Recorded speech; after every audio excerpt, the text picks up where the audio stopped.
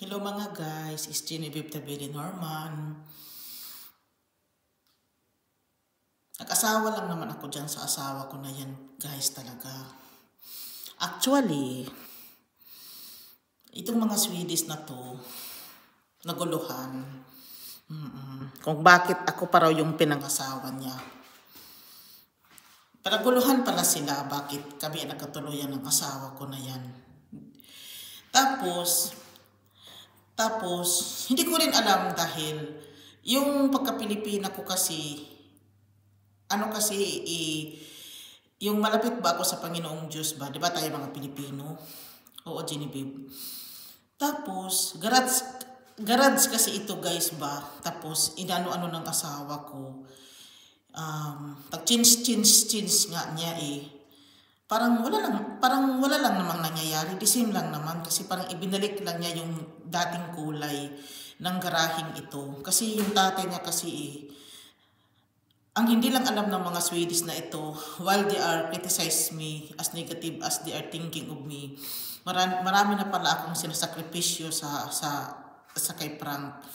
Ang nakikita nila, opposite naman pala yung sa nangyayari sa pagkaasawa ko. Kasi ang nakikita nila, I'm very lucky to Frank, no. Hindi kasi hindi ko maintindihan, it's hard to explain. Ang pagkatao niya, very sira siya kasi hindi naman nagpakasal yung nanay at tatay niya. Tapos may pa siya, step brother, yung nanay niya, napakasira. Sabi ko sa inyo, this is the garage namin. Garage. Tapos, iba-iba na lang yung nasabi ko kasi hindi pa sila matapos-tapos i-criticize ako. Kaya pala talaga, bigla-bigla na lang akong inatake siguro ako ng mga Swedish na ito. Hanggang sa example, nagtanim lang naman ako ng kamatis because the summer here is coming. Tapos may glass house kasi ako guys. Feeling ko, okay na siya i-transfer doon na mabuhay siya. Namatay na lang siya guys, nang hindi ko maintindihan. Yun ba? Parang namersonal sila na hindi mo talaga maintindihan.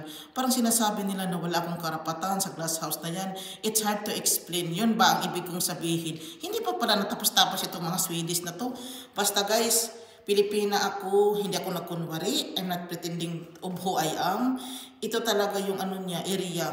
Parang dalawa kasi siya guys parang dalawa yung gate niya.